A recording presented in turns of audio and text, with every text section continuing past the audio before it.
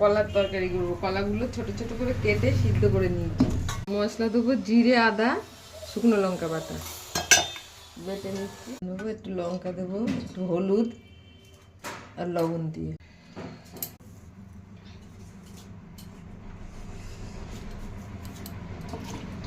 রেখে দিয়েছি ডাল। আর এটা পেস্ট করে নিয়েছি। এবারে এগুলো মিশিয়ে ভালো করে বড়া করে নেব।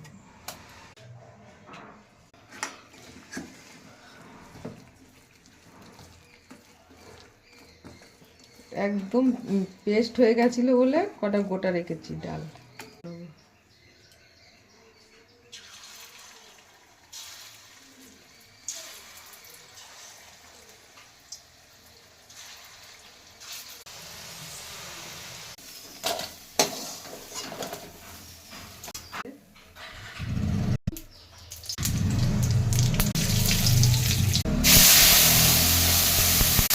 দিলাম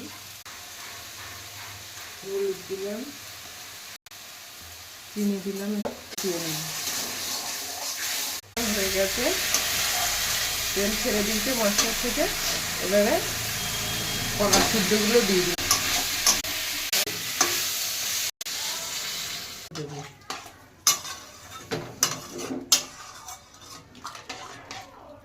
সিদ্ধ হয়ে গেছে, এবার বড়াগুলো দিয়ে দিই।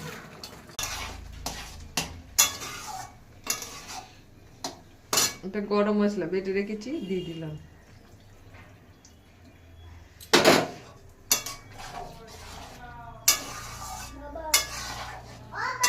দিয়ে আর কাঁচা কলার তরকারি।